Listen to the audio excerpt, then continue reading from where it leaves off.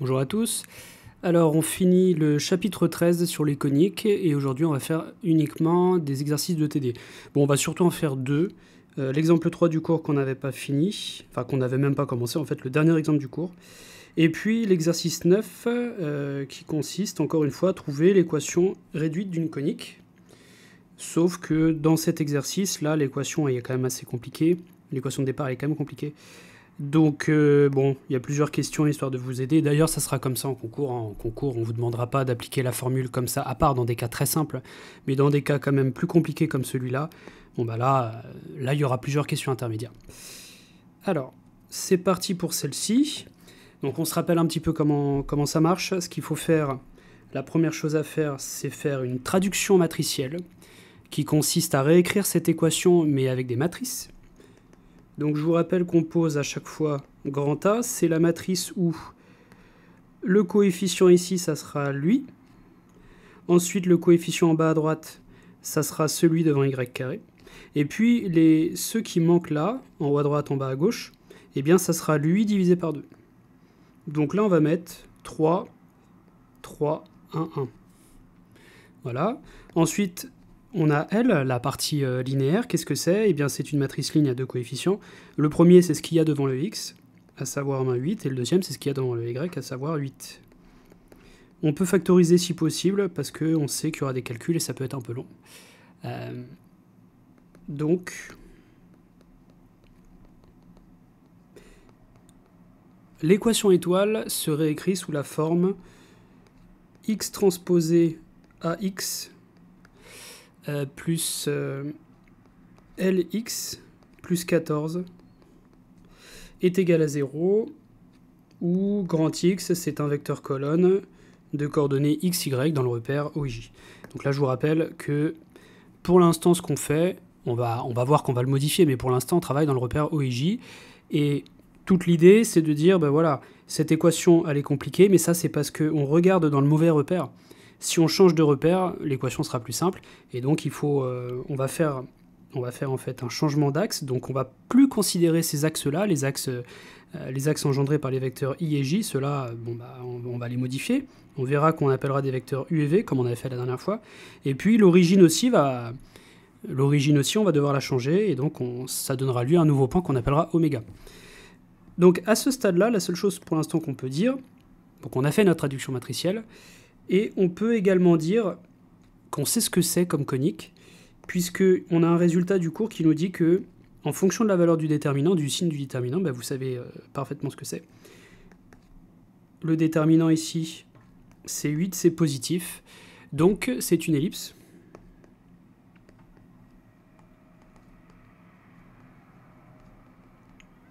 Mais il y a certains cas qui peuvent se produire, du genre, bah, ça peut être un point ou l'ensemble vide, mais rassurez-vous, nous ne sommes pas dans ce cas-là. Mais je le dis quand même parce que, bon, dans le cas où le déterminant est strictement positif, c'est ce qu'on peut avoir. Voilà. Voilà pour l'étape I, on peut passer à 2I. L'étape 2I consiste à diagonaliser notre matrice. On peut bien le faire parce qu'elle est symétrique réelle, donc d'après le théorème spectral, elle est diagonalisable à l'aide d'une matrice de passage orthogonale. Donc on l'écrit. La matrice A est symétrique réelle, c'est-à-dire que tous les coefficients sont réels. Donc d'après le théorème spectral,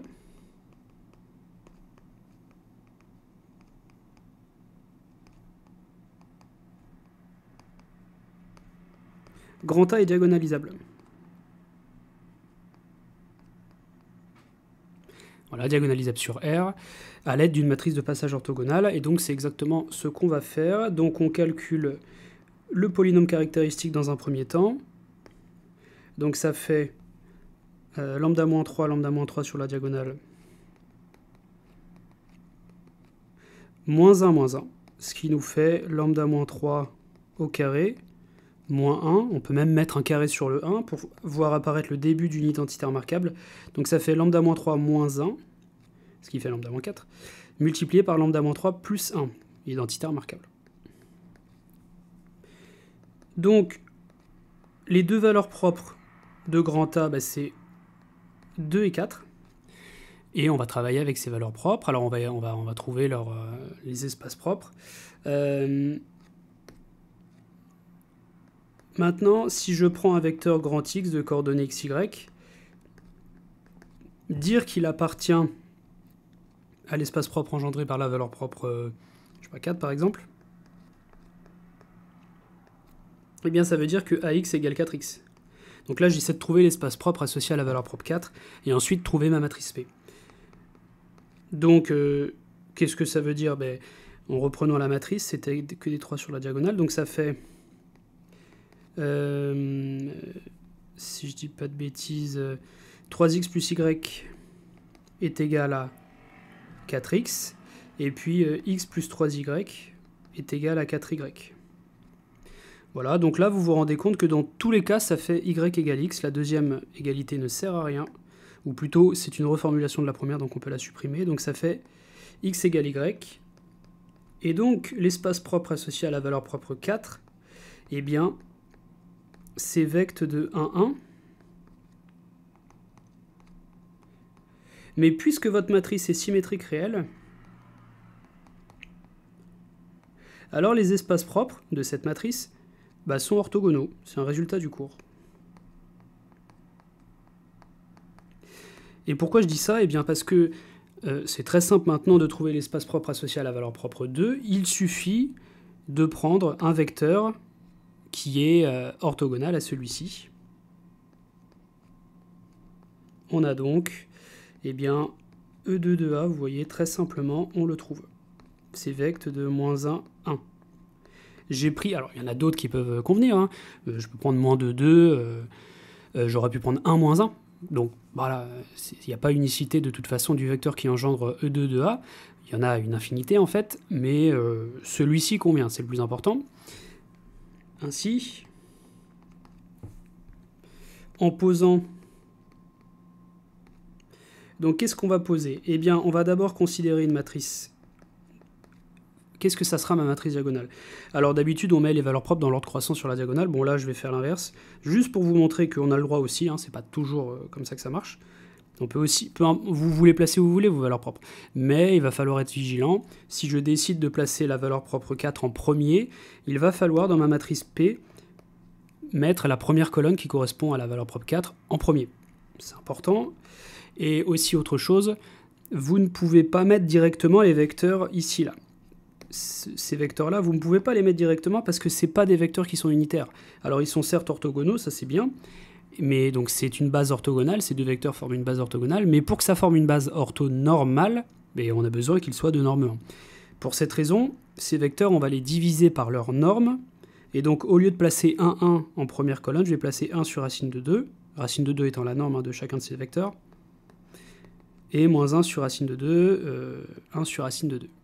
Ok? Ce qui fait en réalité, en mettant 1 sur racine de 2 en facteur, 1, 1, moins 1, 1. Et dans ce cas-là, eh bien, on a que grand A, c'est PDP transposé. Et de plus, on peut considérer nos vecteurs U et V. Maintenant, on les connaît. Les vecteurs U et V, c'est simple. C'est les vecteurs qui... Ça, c'est le vecteur U. Mais ça, c'est en fait, plus précisément, c'est les coordonnées. Alors, c'est plutôt celui-là. Hein.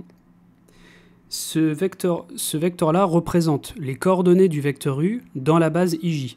Donc, si vous vous posez la question, qu'est-ce que c'est le vecteur U? Eh bien, c'est simplement 1 sur racine de 2 fois I, plus 1 sur racine de 2 fois I. Et pareil pour V. Donc, c'est toujours comme ça que ça marche. Dans la suite,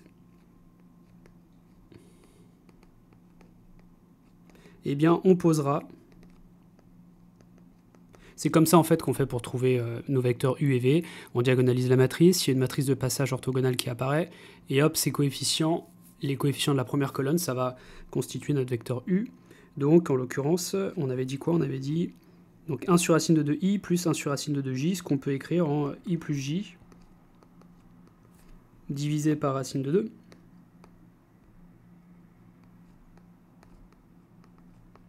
Et l'autre c'est moins i plus j, le tout divisé par racine de 2. Voici vos vecteurs U et V. C'est avec cela que je vais travailler. Troisième étape, Eh bien, changement de variable. On pose, mais on va poser y égale, on va poser y égale p transposé de x. Ça, c'est le changement de variable que je vais faire.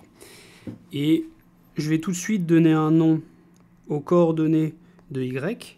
En fait, quand je note xy, ça désigne les coordonnées d'un point dans le repère OIJ. Quand je note x1, y1, ça désigne les coordonnées d'un point dans le repère OUV. Et donc en fait, il y a 3 repères différents. Ça, on l'a vu la dernière fois, et là aujourd'hui, on va le voir, on va encore le voir 2 fois. À chaque fois, il y a 3 repères. Il y a le repère d'origine qu'on vous donne. Donc peut-être ça, je peux l'écrire, je l'effacerai juste après. Il y a en fait 3 repères. Il y a le repère de départ qu'on vous donne dans l'exercice, OIJ. Et dans ce cas-là, les coordonnées des points et les équations de droite et les équations cartésiennes, on les note avec x et y. Ensuite, il y a un autre repère. Ensuite, on fait un changement d'axe. Et dans ce cas-là, les coordonnées des points et les coordonnées et les équations cartésiennes, on les écrira avec des x1 et des y1. Et puis, il y a un troisième repère et le dernier, où là, on fait encore un changement qui est le changement d'origine. Et là, les coordonnées des points et les équations de droite, etc., et ben, les inconnus, on les notera x2, y2. Donc ne perdez pas le fil, ça c'est très important de savoir où est-ce qu'on va. Si vous me voyez écrire à chaque fois des x1, des x2, il faut toujours se rendre compte dans quel repère on travaille. Donc, une fois que ça c'est OK pour vous, là on voit bien que ici, je me place dans le repère OUV. Et mon but c'est de trouver une nouvelle équation de l'égalité étoile. C'est la partie calculatoire. Là, ce qu'on s'apprête à faire là tout de suite, ça va devenir un calculatoire. Donc, l'égalité étoile, c'est-à-dire notre équation de départ dans l'exercice, enfin dans l'énoncé, elle va devenir quoi? Eh bien, elle va devenir en fait, comme on l'avait vu, y transposé dy plus lpy plus 14 est égal à 0, et c'est là qu'il va falloir calculer. Prenons notre temps pour calculer y transposé dy. Alors, y transposé, bien c'est x1, y1. Là, j'écris ma matrice D, à savoir 4, 2 sur la diagonale. Et donc, j'obtiens... Bon, pour le coup, ça, c'est très facile. Ça va me faire... Donc, bon, allez, je développe tout, hein, comme ça.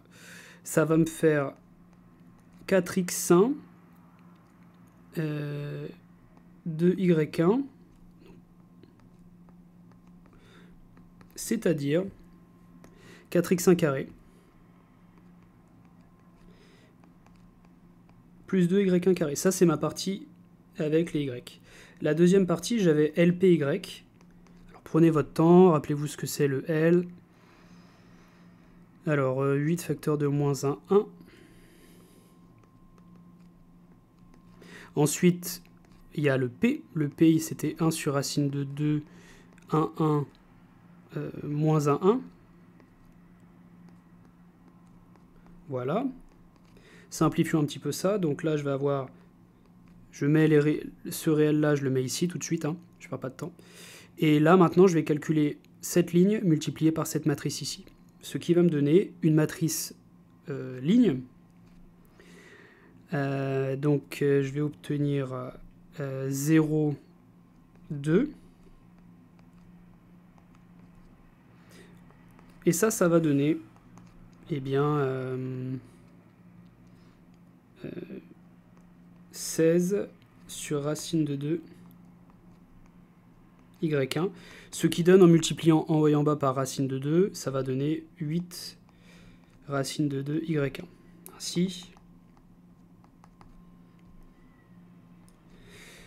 Ainsi, l'équation de C dans le repère OUV, eh bien, on va obtenir... Donc, on avait dit que c'était y transposé dy, lui, plus lpy, lui, et plus 14 est égal à 0. Réécrivons tout ça. Donc, 4x1 carré plus 2y1 carré, plus lpy, c'est-à-dire 8 racine de 2, voilà, plus 14 est égal à 0. Là, c'est très tentant de diviser par 2, c'est ce qu'on va faire. Et donc, 2x1 carré plus y1 carré plus 4 racine de 2y plus 7 est égal à 0. Et ça, c'est votre équation dans le repère OUV. À chaque fois, je le rajoute, mais c'est tellement important de ne pas se tromper. Voilà. Alors, elle n'est pas encore simple, hein, cette équation. C'est pas le truc rêvé. On voit pas forcément apparaître. Alors, on sait qu'on doit avoir une ellipse, mais on voit pas vraiment l'équation de l'ellipse pour l'instant. Alors, c'est normal, c'est parce qu'on n'a pas encore fait de changement d'origine. Et n'inquiétez pas, ça arrive. C'est la partie 4 qui va consister à faire un changement d'origine. Alors, en avant pour le changement d'origine. Donc, l'idée, c'est de mettre les x ensemble, les y ensemble, et quand il y a beaucoup de x ou beaucoup de y, on essaie de faire une mise sous forme canonique.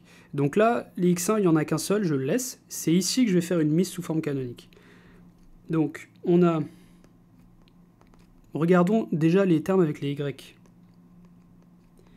y1 carré plus 4 racine de 2y, 1. Eh bien, je vais faire comme si c'était une identité remarquable. Mon but, c'est de faire apparaître des carrés. Donc là, ça va faire y plus 2 racine de 2 au carré. C'est presque ça, sauf que si vous développez ce terme, les deux premiers termes vont abandonner lui et lui, mais il va avoir un petit quelque chose. Le quelque chose en question, c'est lui au carré qui va apparaître, alors que ici, on ne l'a pas. Donc il faut le retirer. Et donc, il faut retirer 8. Donc, dans le repère OUV, je vais pouvoir réécrire cette équation ici, mais maintenant, ça, j'ai réussi à le simplifier, donc on va en tenir compte. 2x1 carré plus y plus 2 racine de 2 au carré, plus 7 moins 8. Bon, bah, en le passant de l'autre côté, ça fait 1. Voilà.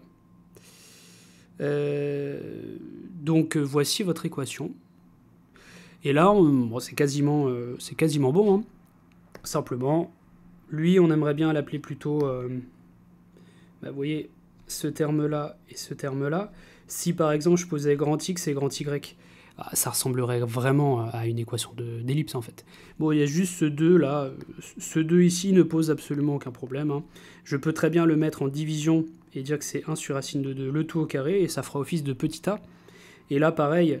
Dans ce terme-là, ici, je peux bien diviser par 1 au carré, et donc mon petit b sera égal à 1. Alors, évidemment, tout ça, on va le faire, mais vous avez l'idée maintenant. Maintenant, on a vu tout à l'heure, quand on a fait notre changement de variable, il fallait poser un grand y, ça c'était pour faire un changement d'axe. Quand on pose le grand y égale p transposé x. Et bien maintenant, on va faire un changement d'origine, donc il faut poser, on va considérer un nouveau repère, donc ça va donner lieu à des nouvelles coordonnées qu'on appelle x2, y2. Et x2, qu'est-ce que ça va être? Eh bien, je vais garder la même notation que l'autre, parce qu'ici, il n'y a pas vraiment de problème dans l'équation. Et y2, ça va être y1 plus 2 racine de 2. Donc ça, c'est mon changement de variable pour avoir des nouvelles origines. Et regardez ce qu'on va faire. Je vais vous l'écrire un peu mieux pour que vous voyez apparaître la nouvelle origine. Ça, il faut toujours l'écrire comme x1 moins quelque chose. Donc là, on va l'écrire comme x1 moins 0. Et lui, on va l'écrire comme y1 moins 2 sur racine de 2. Grâce à ça, je vous fais apparaître le oméga, en fait. Là, le oméga qu'on cherche, donc ce oméga-là, celui dans l'énoncé à chaque fois, enfin pas dans l'énoncé, dans le tableau, eh bien, c'est un point de coordonnées 0, moins 2 sur racine de 2, et c'est toujours comme ça qu'on le trouve, sauf que le problème, c'est que les coordonnées qu'on vient de trouver, c'est dans le repère OUV. C'est pas dans le repère initial de l'énoncé, mais on peut passer d'un repère à un autre assez facilement. Alors déjà, on va lui donner un nom à ce... on va dire déjà comment l'équation se comporte. L'équation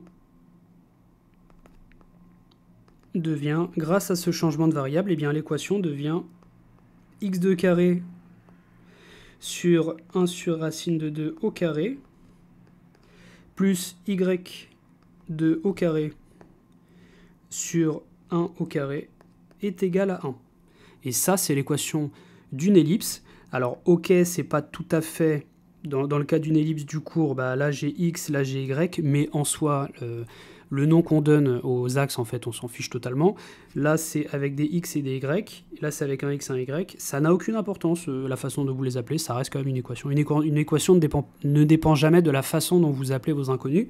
Donc là, on les note avec des x2, mais peu importe. Ça, c'est l'équation d'une ellipse avec petit a égale 1 sur racine de 2 et petit b égale 1. Alors, je regarde juste quelque chose... Est-ce que ça c'est bon? Oui, ça m'a l'air bon. Ok. Donc maintenant, on va pouvoir parler du point oméga. On va prendre oméga, le point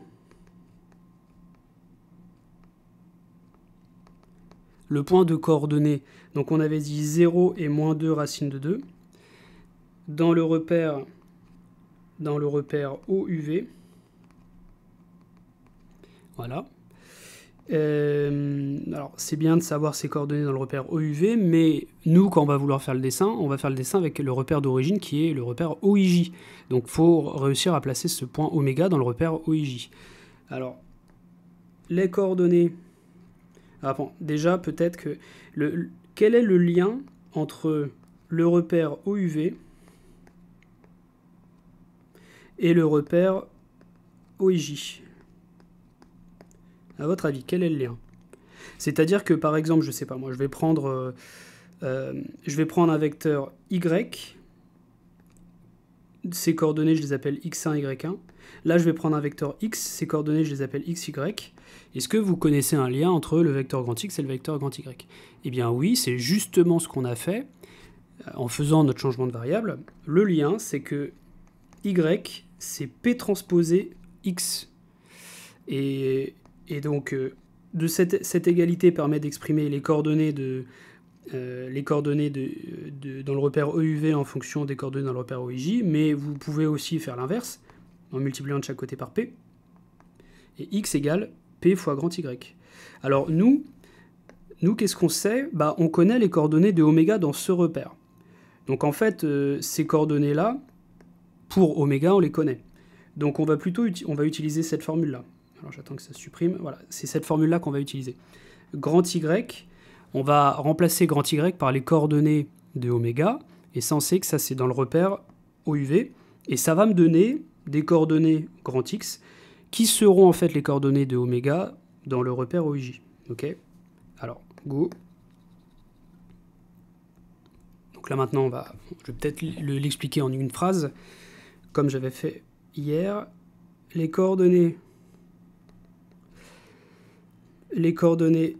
x oméga, y oméga du point M, enfin du point oméga, pardon, dans OIJ sont, ou vérifient. Alors je vais les mettre en colonne. Donc ça, si vous voulez, c'est mon Y. Le Y, c'est toujours dans OUV. Et donc c'est P fois 0, moins 2, racine de 2.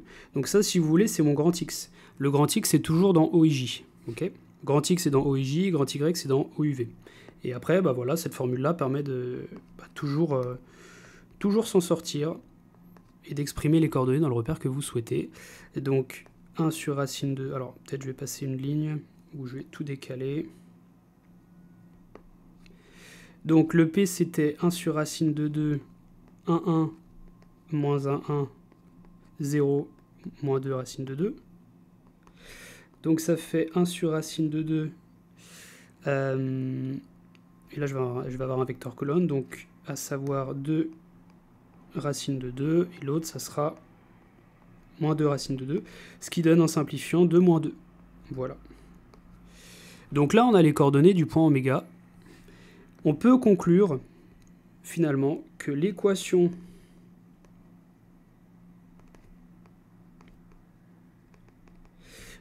réduite... Alors, c'est vrai que là, bon, je suis allé un petit peu vite en besogne. Hein. Ici, j'ai écrit directement l'équation, mais j'ai pas précisé le repère dans lequel c'était. C'était un petit peu une erreur. Parce que, bon, c'est vrai que cette équation devient ça, mais j'ai pas précisé dans quel repère on travaillait. En fait, là, le repère dans lequel on travaille pour écrire cette équation, c'est-à-dire après changement d'origine, bah, c'est dans le repère oméga UV.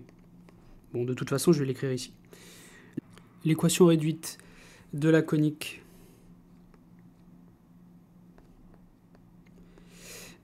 C dans le repère OUV, enfin oméga UV plutôt,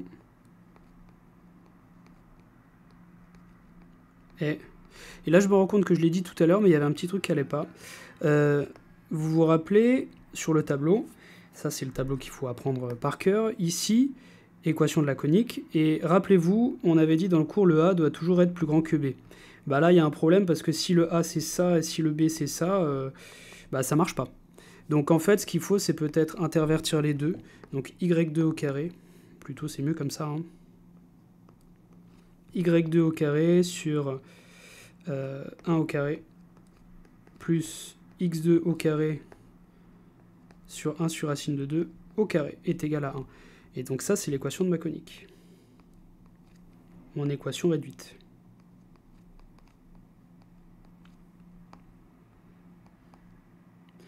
Je vais les mettre avec des A.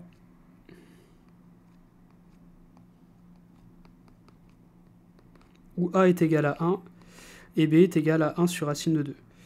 Alors je vous vois venir, vous allez probablement vous dire, mais comment c'est pas possible que ça soit la bonne équation, parce que là j'ai dû me tromper, là j'ai mis un Y, là j'ai mis un X, et puis d'habitude on met un X d'abord et puis un Y après. Alors ça n'a aucune importance. Le nom que vous utilisez pour écrire vos équations n'a aucune importance. Simplement, il faut toujours garder une cohérence d'un point de vue équation et représentation. Je m'explique. Ici, vous n'avez pas une équation de cette forme-là. Vous avez une équation de la forme y2 au carré sur A carré plus x2 au carré sur b carré. Bon, c'est quand même l'équation d'une ellipse. Simplement, quand vous allez le représenter, eh bien, il ne faudra pas écrire ici. Alors, ici, le x là, ça va symboliser cette quantité-là. Donc, cet axe-là, ça ne sera pas x. Maintenant, x est terminé. Maintenant, nous, on parle avec des y2 et des x2. En l'occurrence, la place qu'il y a au numérateur au-dessus du a, ce truc-là, le y2, moi, ce que j'ai appelé y2, eh bien, c'est ce qu'il faudra mettre ici. Donc, sur votre schéma, on va le revoir après. Alors, peut-être que je vais faire quelque chose comme ça. Voilà, on les retire carrément, ils sont plus là. Et là, je vais mettre Y. Je sais, ça peut paraître bizarre, vous avez un Y alors que c'est l'abscisse, mais c'est pas grave, c'est juste le nom qu'on donne, hein, aucun problème. Hein. Voilà, X2. Et voilà, là, on est bon. Donc, c'est cette représentation-là qu'il va falloir retracer sur votre schéma. Donc, faites toujours ça. Moi, ce que je vous conseille, vous réécrivez cette équation-là sur un brouillon, vous écrivez la représentation qui lui est associée, et après, si jamais vous avez une petite quelque chose à changer, donc en l'occurrence, ce qu'il faudra changer, c'est probablement le nom que vous donnez aux variables, parce que là, c'était pas tout à fait...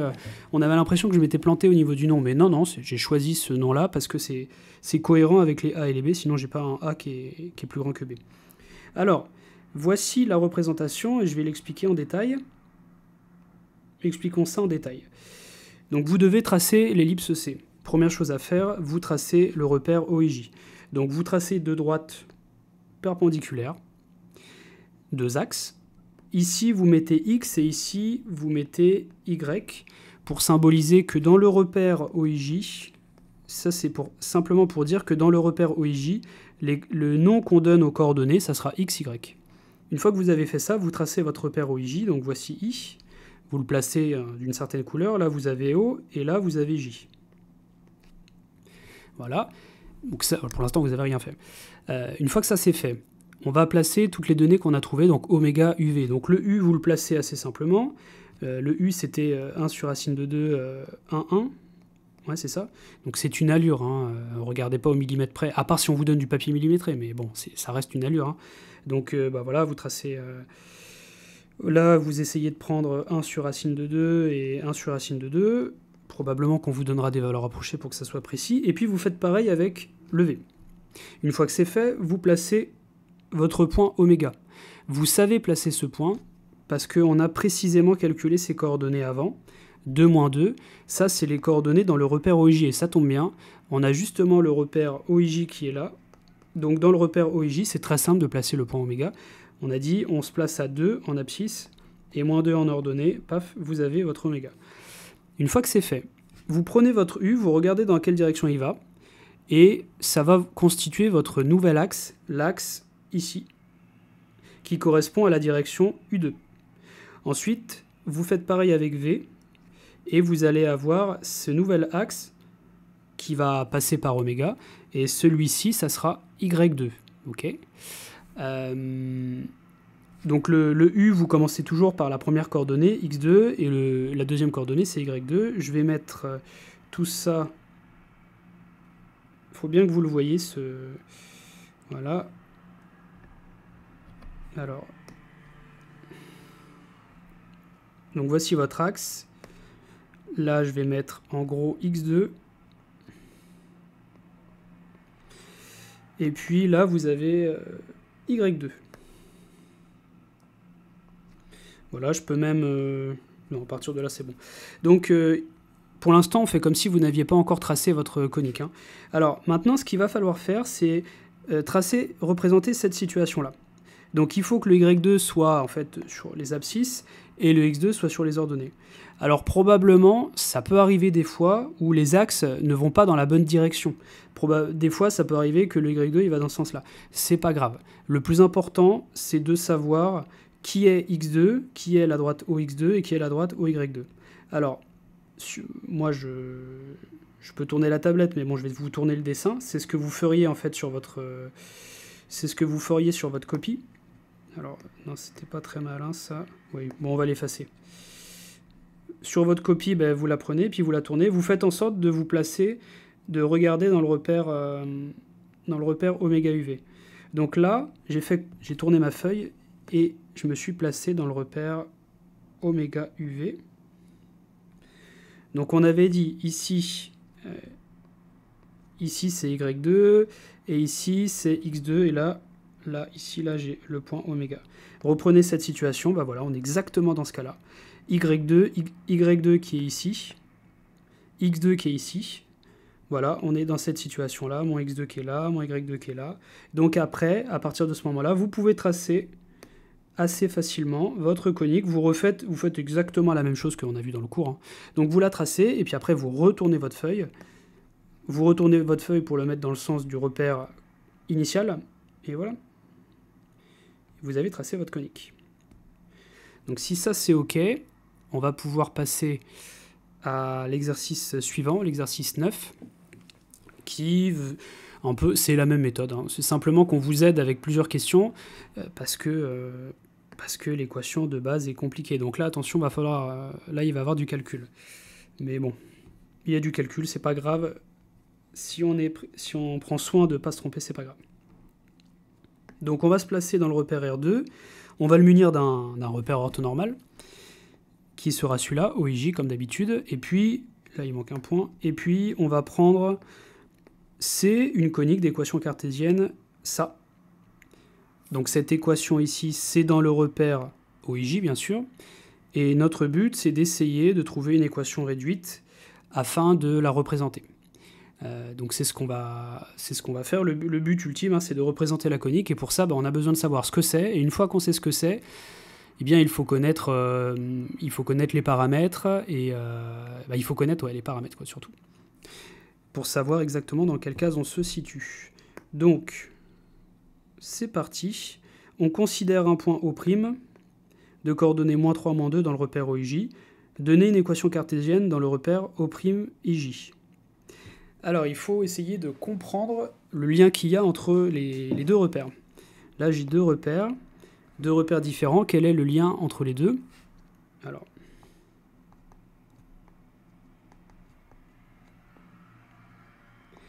lien entre les repères OIJ et O'Ij', enfin O'Ij. Quel est le lien? D'ailleurs, au passage, j'aurais pu l'appeler oméga, lui. Hein. C'est un petit peu... Là, je vous donne un autre nom, parce que dans le sujet que j'ai pris, c'était avec le point O'. Mais en fait, c'est ce que nous, on fait d'habitude, dans les exercices qu'on a fait, les 2 exercices précédemment qu'on a fait, on le fait avec un point qu'on appelle oméga. En fait, là, c'est un changement d'origine qu'on fait. Alors, le lien qu'il y a entre les deux, je ne sais pas si vous vous rappelez, mais qu'est-ce qu'on avait fait à chaque fois? Eh bien, on avait dit avant, dans ce qui précédait, dans les 2 exemples, XY, c'était le nom qu'on donnait aux coordonnées de IJ, dans le repère IJ.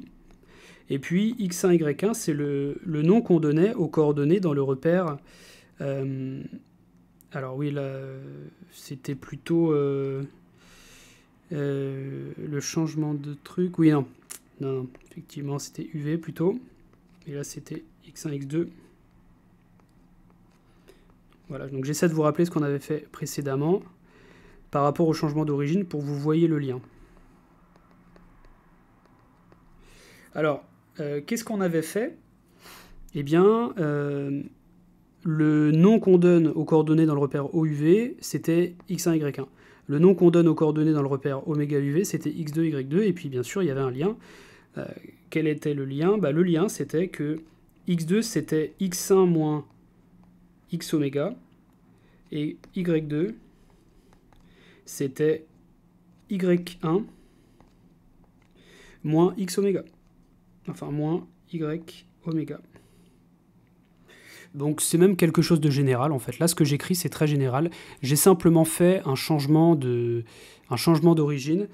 Là, les vecteurs UV ici n'ont aucune importance en fait. J'aurais pu mettre I et J, ou mettre n'importe lesquels, ça n'a aucune importance à partir du moment où c'est une base orthonormée. Donc, et là, je peux l'appeler O'. Donc ça, c'est le lien qu'il y a en fait.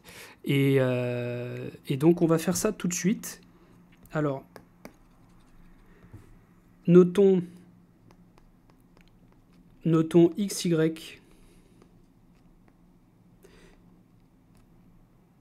On va noter XY, les coordonnées dans le repère OIJ, les coordonnées dans OIJ, et puis on va noter, admettons, X1, Y1,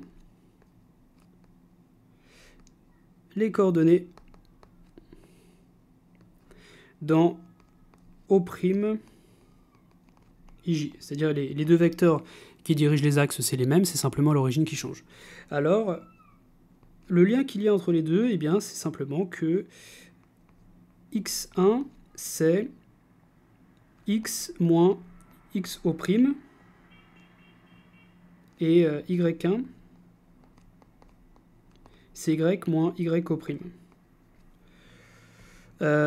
L'abscisse de O' dans l'énoncé, on nous le donne, c'est moins 3, donc ça fait X plus 3.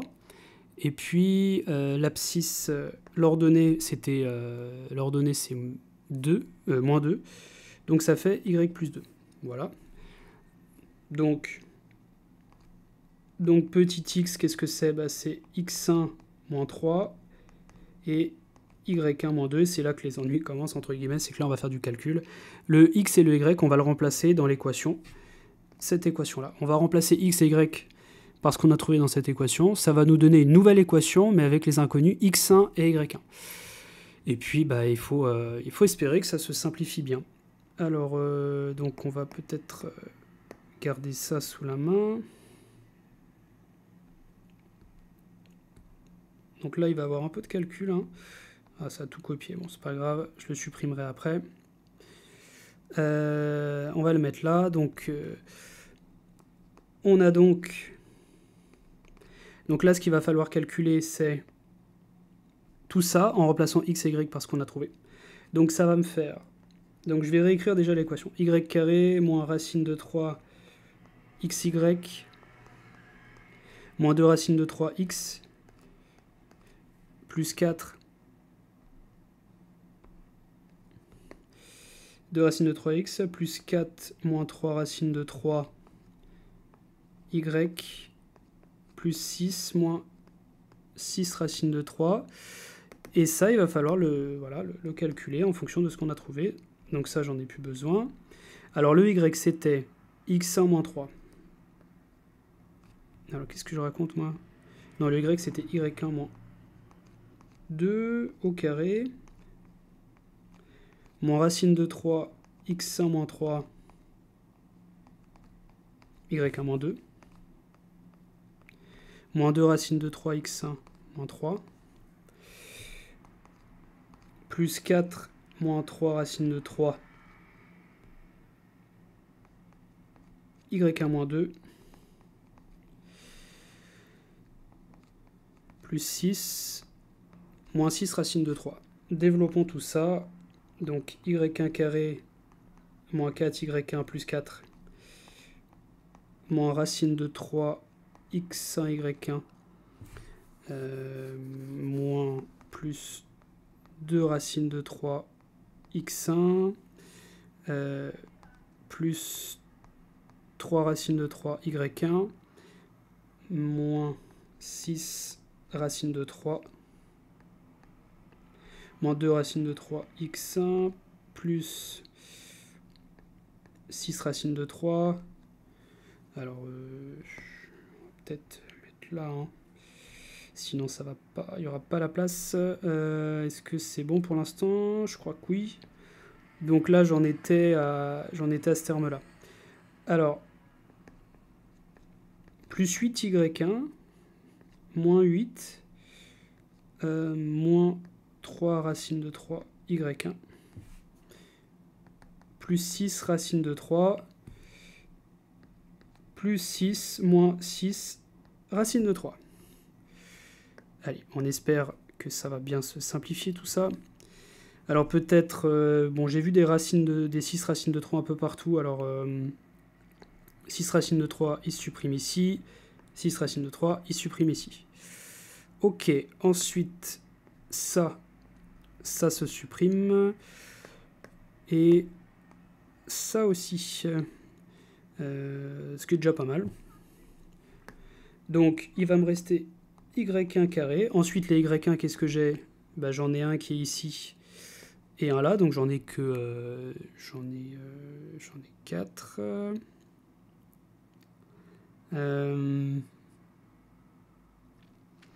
Alors, peut-être que j'en ai peut-être oublié un.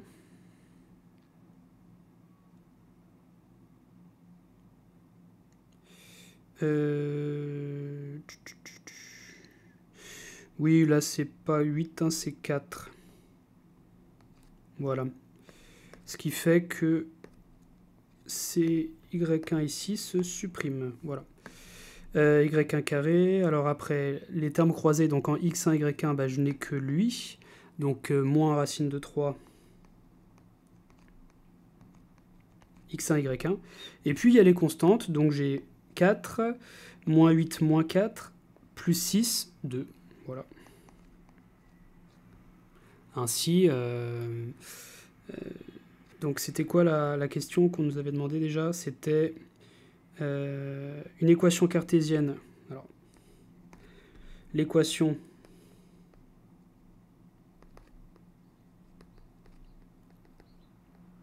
cartésienne de la conique C dans le repère O' IJ.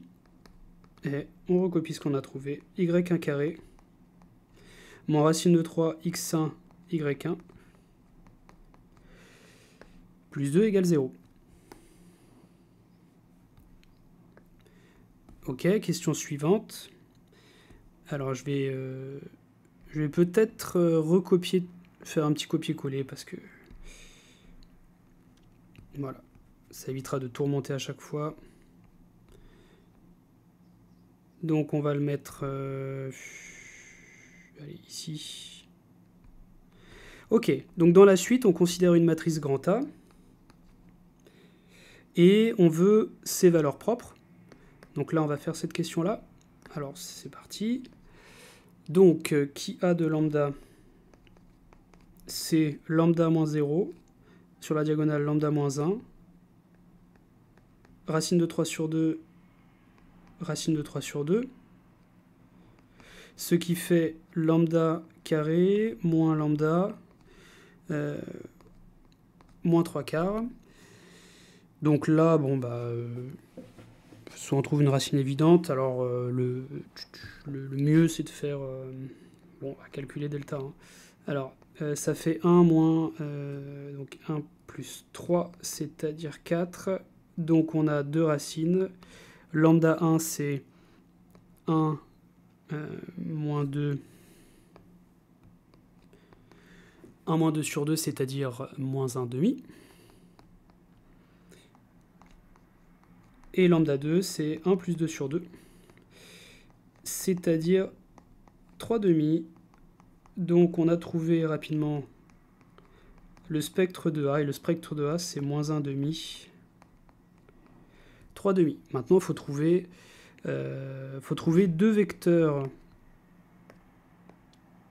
propres UV, tels que UV soit une base orthonormale directe.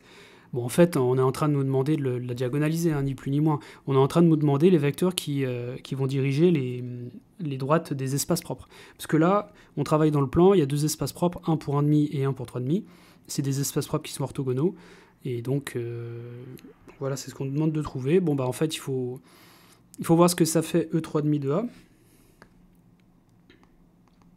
Alors, c'est la question... Non, toujours la même question. Petit a, alors, hop. Donc, prenons un vecteur x de coordonnées xy qui appartient à E3,5 de A et traduisons ce que ça fait. Alors, ça va faire AX égale 3,5 de x, c'est-à-dire, en reprenant ma matrice qui était... Voilà, donc ça fait moins racine de 3 sur 2 y. Donc là, ça va me donner un système, hein.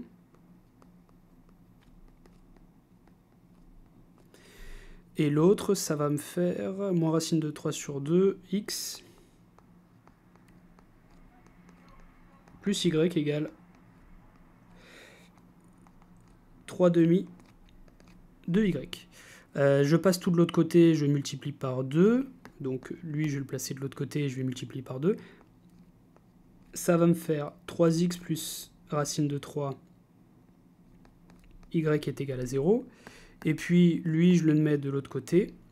Ou plutôt lui, je le mets de l'autre côté et lui aussi. Et donc, ça va me... Et en multipliant encore une fois le tout par 2, donc ça va faire y plus racine de 3, x c'est égal à 0. À ce stade-là, on remarque que si on multiplie cette ligne-là par racine de 3, eh bien ça va faire celle-là. Donc la deuxième ligne n'apporte aucune information, je peux donc la barrer. Et donc j'obtiens une expression de x, de petit x ça fait moins racine de 3 sur 3 y. Ainsi, mon grand x, qu'est-ce que c'est? Là-bas c'était xy, et bien maintenant ça va faire moins racine de 3 sur 3 y. Et je peux mettre y en facteur, donc ça fait moins racine de 3 sur 3, 1. Oui. Oui, après... oui. C'est quand même mieux de l'écrire autrement. Donc là, E3,5 de A,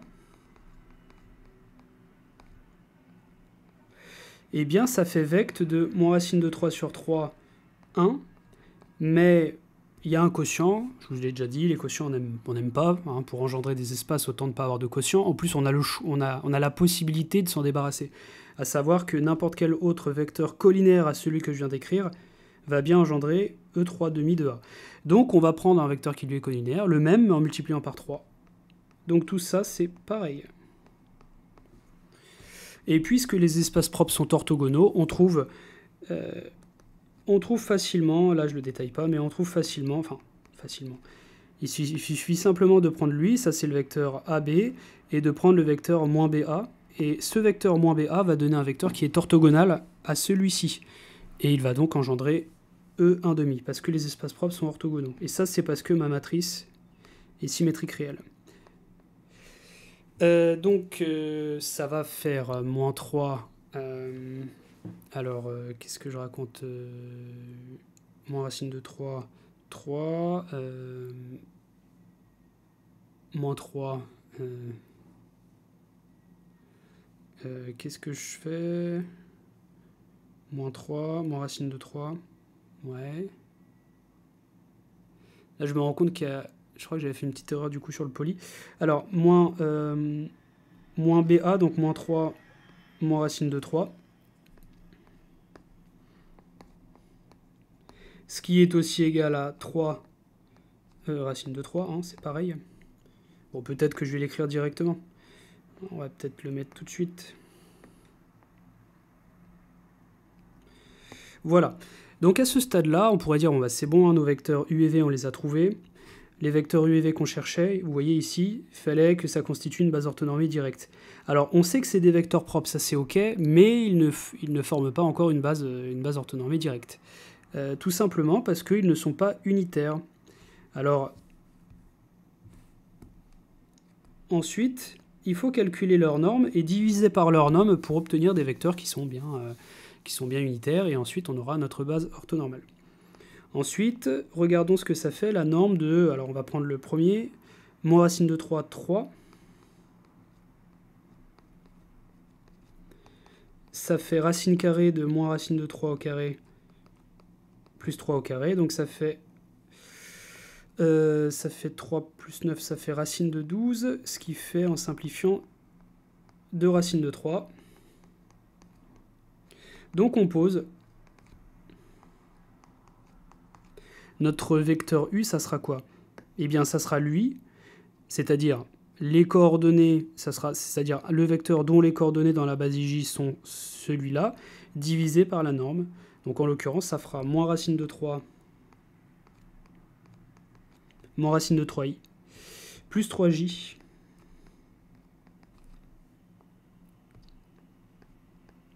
le tout divisé par 2 racines de 3, et puis pour l'autre, ça fera 3i plus racine de 3j,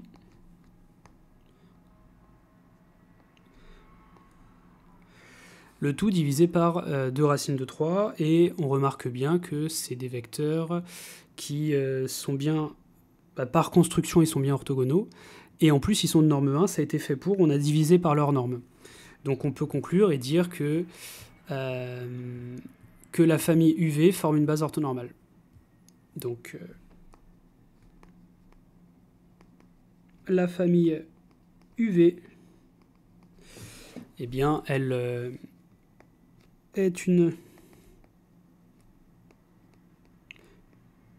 base orthonormée, et elle est même directe. Ça, je vous laisserai le faire à la maison, c'est très simple, il faut calculer son déterminant dans la base canonique, ce qui va donner... en gros, vous mettez les vecteurs UV... vous mettez les vecteurs UV en colonne, en fait, hein, et puis vous calculez son déterminant, il faut que ça soit égal à 1. Base orthonormée directe de R2.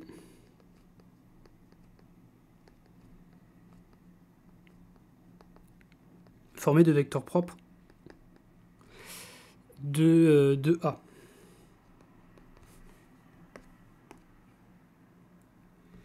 Voilà.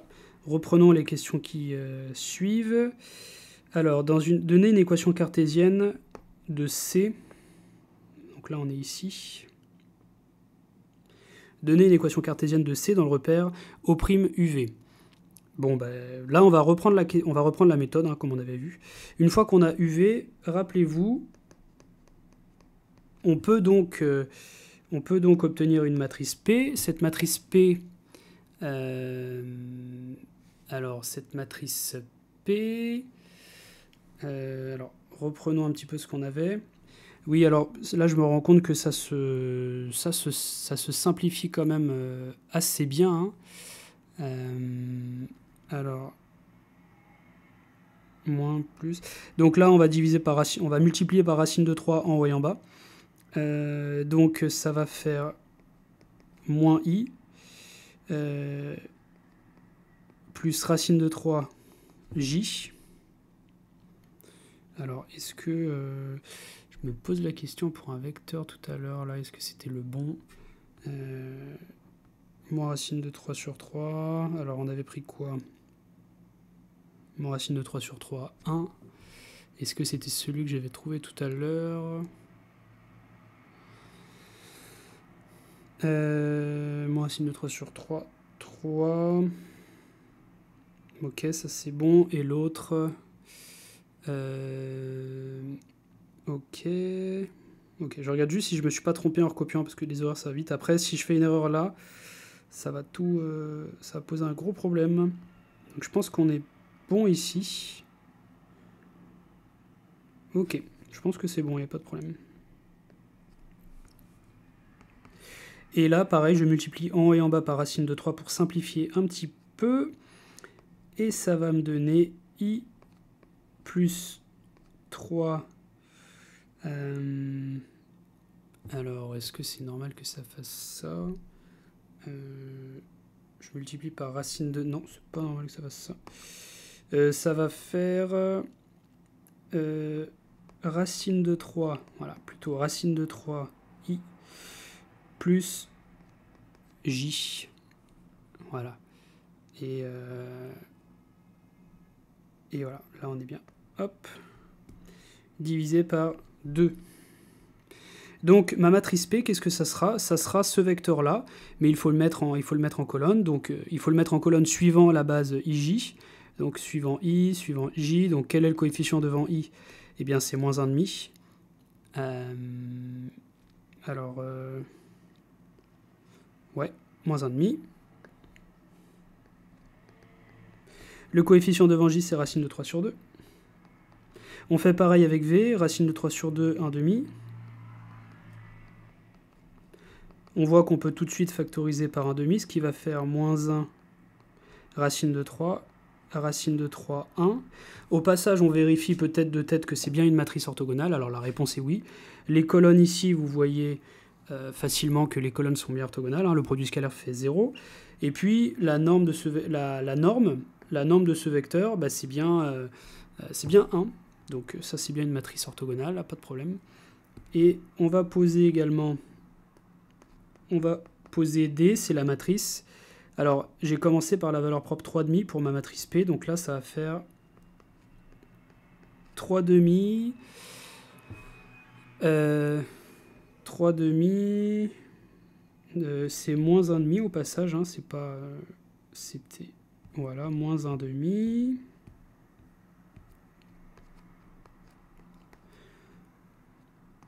On a donc... A égale P dP transposé. Donc maintenant, on va écrire matriciellement l'égalité. Alors, on a vu que, alors c'était de souvenir, y1 carré moins, il y avait un racine de 3 et un 2. Donc c'était ça, je suis quasiment sûr. Voilà.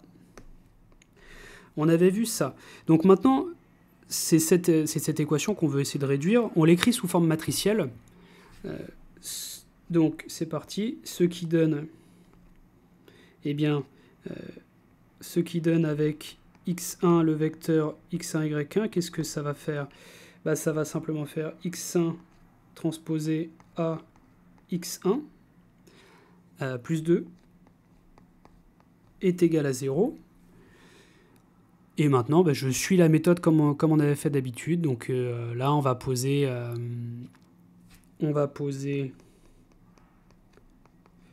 y égale p transposé x, c'est-à-dire que x, c'est py, avec des 1, hop.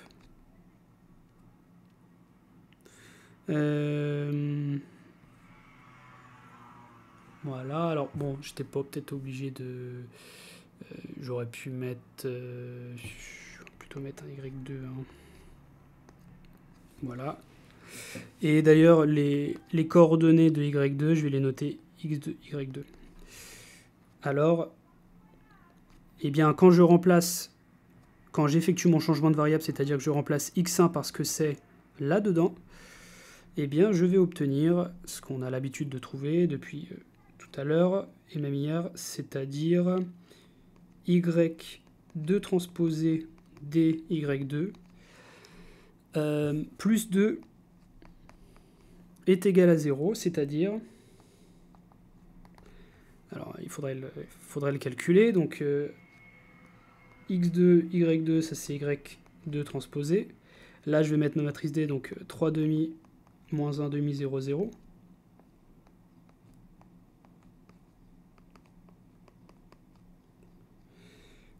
C'est-à-dire, je simplifie encore, et donc là, je vais obtenir, en développant, je vais obtenir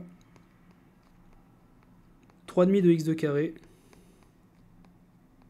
moins 1 demi de y2 carré plus 2 est égal à 0. Je vais, comment dire, diviser... bon, je vais passer le 2 de l'autre côté. Voilà.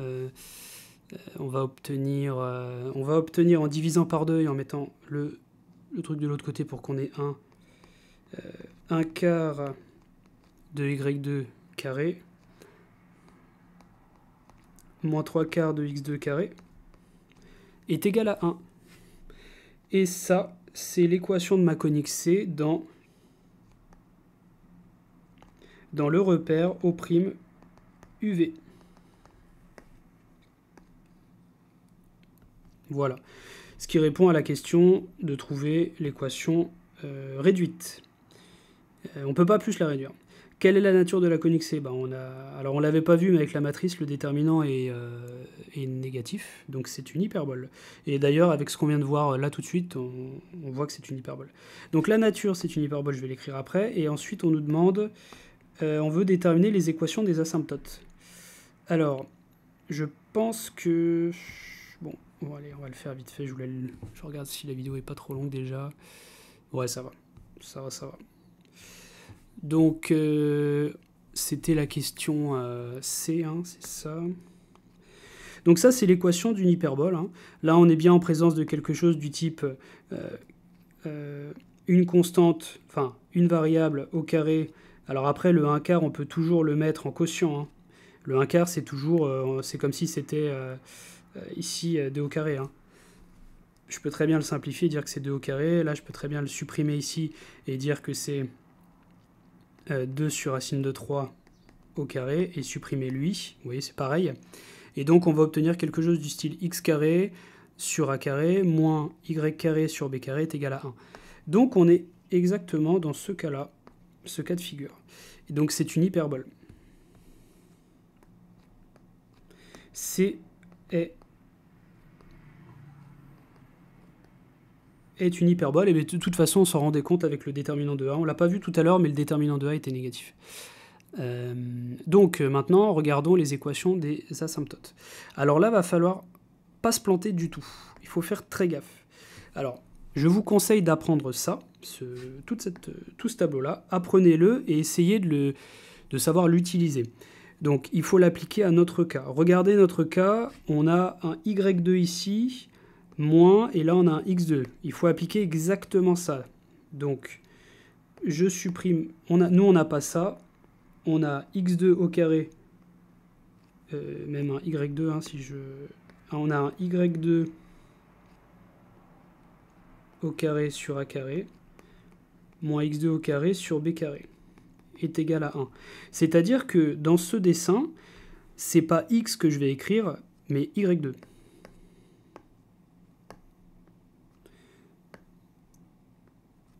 Donc là, je mets y.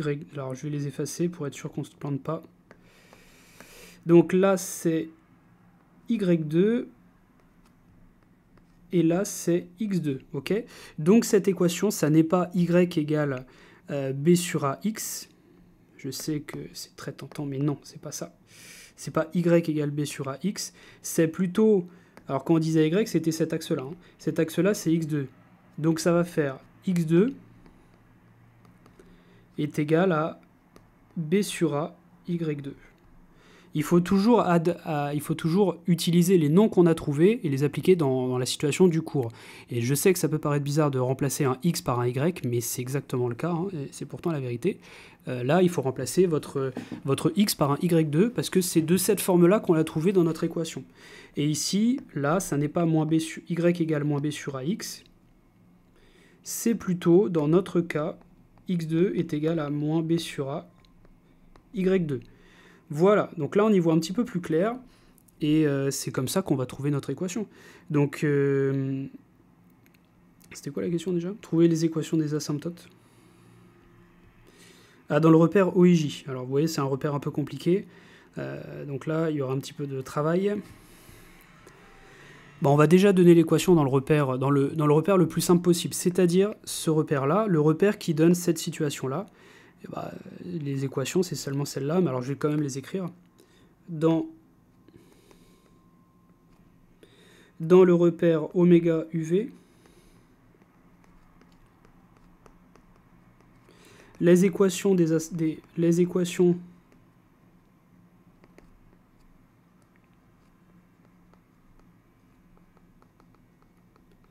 asymptotes de l'hyperbole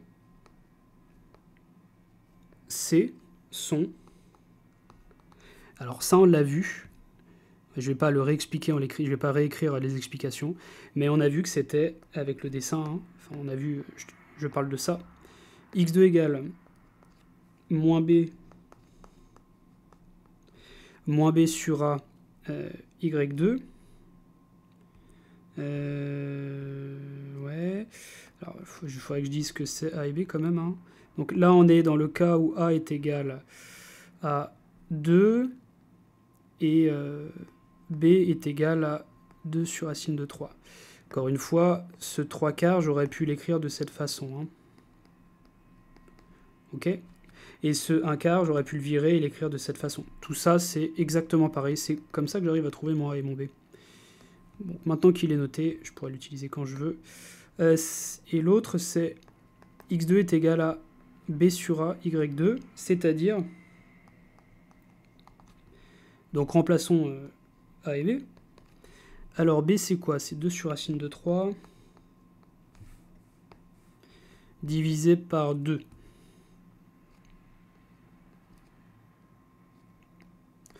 Et l'autre, c'est 2 sur racine de 3, y2, le tout divisé par 2. Donc, c'est-à-dire, eh bien, donc là, on va pouvoir simplifier par 2 et ça va faire y2 égale racine de 2, x2. Y2 égale racine de 3, je veux dire x2, avec un moins.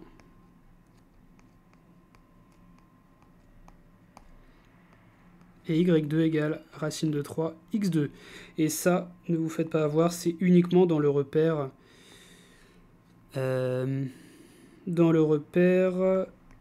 O' UV. Voilà. Dans le repère O'Uv, on a ça. Maintenant, il faut se ramener au repère OIJ. Donc, il faut essayer de se poser la question, quel est le lien qu'il y a entre x2 et x? Alors, il faut essayer de trouver le lien qu'il y a. Eh bien, le lien qu'il y a, c'est simple. Alors ça, je vous laisserai réfléchir. Enfin, c'est pas si compliqué. Hein. En soi, on avait dit quoi? On avait dit que quand on avait y égale px1, ok? On avait ce changement de variable. Eh bien, le y2, à l'intérieur, je vais avoir des coordonnées dans le repère O'Uv. Et le x1, je vais avoir des coordonnées dans le repère OUV. Et on a aussi x1, on sait ce que c'est. On sait comment passer des coordonnées de OUV aux coordonnées de OUJ. C'est simplement une translation avec le point O'. Donc en fait, mon x2 et mon y2, eh bien, ils vont vérifier cette égalité. Voilà. Et je vous laisserai faire à la maison que, ainsi, ce qu'il va falloir faire ici, c'est... vous allez avoir un système. Donc vous allez avoir x2 égale quelque chose avec du x et du y. Et donc, vous allez utiliser ces deux équations-là. Ces deux équations, vous allez les utiliser en remplaçant le y2 parce que vous avez trouvé ici, le x2 ici, le y2, il faudra le remplacer parce que vous avez trouvé ici. Donc vous allez à chaque fois remplacer le x2, y2. Et vous allez obtenir, du coup, des équations dans le nouveau repère. Ainsi, après calcul,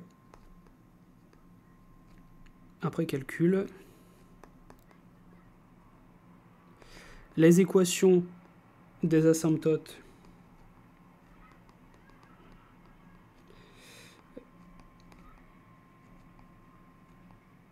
de l'hyperbole C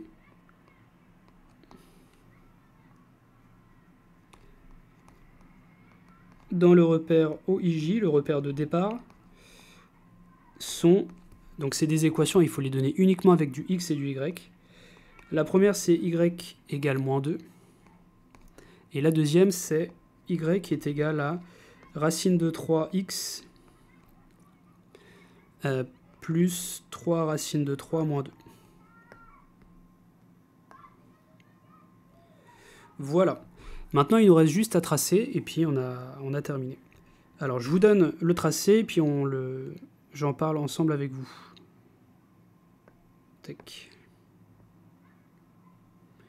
Alors, comment fait-on pour obtenir ça? Eh bien, il faut d'abord tracer le repère ici, avec O. Voici votre repère de départ. Dans ce repère, les coordonnées dans ce repère, on les note x et y. C'est pour ça que vous mettez ici x et y. Ensuite, vous allez... bon, là, j'ai pas placé I et J, hein, mais bon, en fait, c'est vrai que ça n'a pas... En fait, je les ai placés implicitement, c'est parce que là, j'ai commencé à graduer. Donc, vous voyez, ma graduation provient de mon repère IJ, hein, tout simplement. Mais ici, placer I et J, ça n'avait pas trop d'importance. Le point O', on vous donne ces coordonnées. Ces coordonnées, c'était moins 3, moins 2. Donc, vous pouvez le placer simplement, hein, ce point O'. Et donc, une fois que vous avez ça, ce qu'il va falloir faire, c'est... alors, je ne les ai pas mis dessus parce que ça les surcharger un petit peu. Mais ce qu'il faut faire, c'est placer vos vecteurs U et V. Okay. Vos vecteurs U et V, il faut les placer. Et en fait, vous allez tomber exactement dans cette situation-là. C'est-à-dire que le U, il sera ici.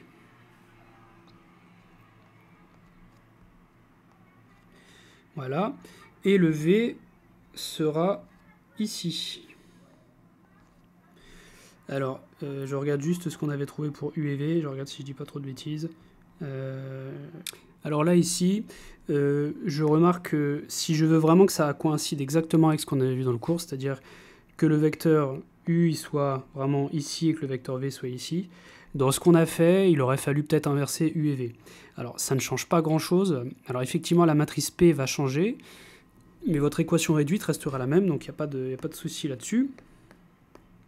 Donc là, on va plutôt prendre ici V et U.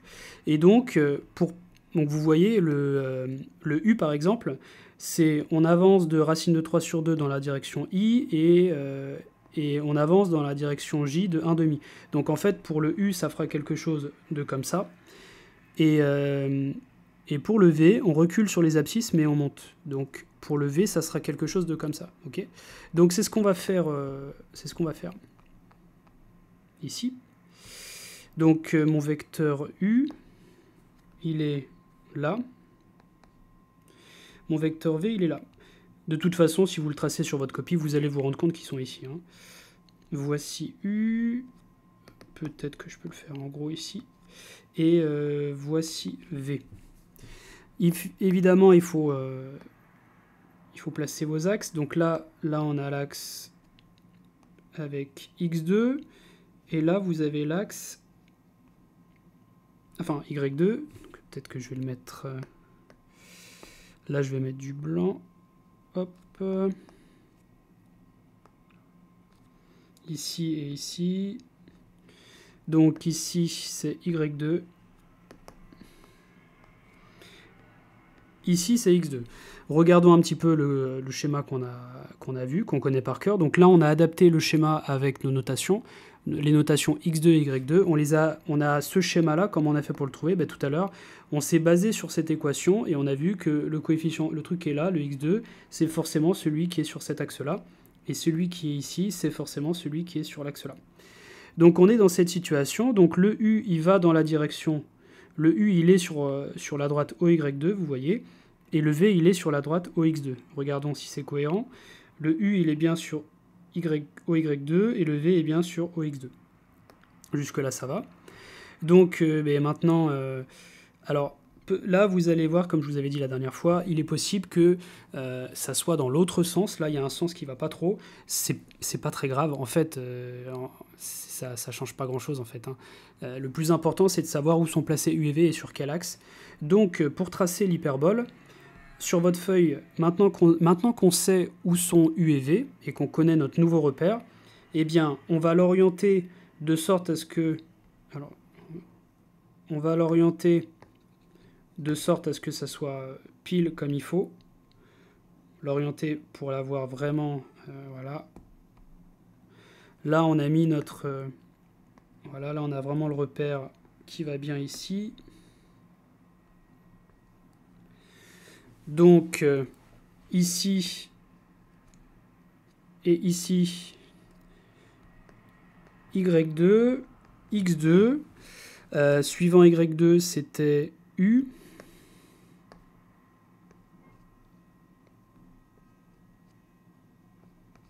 Voilà, U. Et suivant X2, c'était V.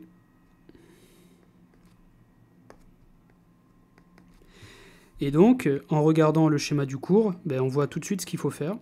Donc moi, je l'avais déjà fait en noir, mais on va pouvoir repasser par-dessus. On va le faire en bleu. Alors, avant de tracer l'hyperbole, il faut tracer les asymptotes. Les asymptotes, je vais les faire en orange. Donc là, il faut tracer les droites dont vous avez trouvé les équations tout à l'heure. Donc, en l'occurrence... Alors, faites attention, c'est pas ces droites-là qu'il faut, tracer. Parce que ça, c'est dans le repère OIJ. Là, on l'a mis pile en face dans le repère OUV. Donc, c'est plutôt... voilà, c'est ces équations ici qu'il faut tracer. Racine de 3 sur 2, moins racine de 3, x2, et racine de 3, x2. Donc, les voici en orange.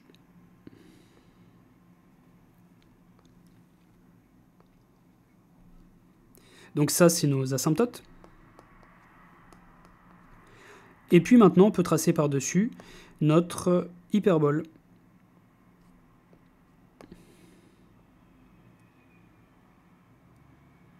Alors, ouais, hyperbole.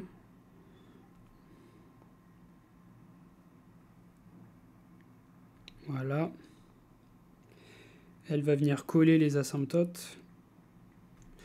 Voilà votre schéma. Et maintenant, alors le problème, c'est que si je tourne tout ça, je vais perdre tout ce que j'ai écrit en dessous. Donc voilà, on va peut-être s'arrêter ici.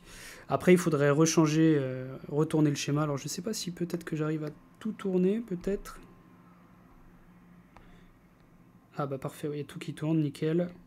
Ok. Donc, voici votre schéma final. C'est pas forcément très très joli, mais voilà, vous avez contenu en temps de la page, ignorer. Donc là, vous avez tout. Vous avez ici votre asymptote, elle est là. Elle était un petit peu compliquée à tracer parce qu'il avait fallu d'abord tracer le nouveau repère OUV avec O', mais voilà, ça va donner ça. Alors si j'efface un peu tout ça et que je repasse par-dessus, voilà, c'est simplement cette hyperbole là.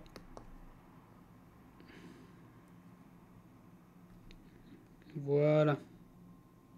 Voici l'hyperbole qu'il fallait trouver.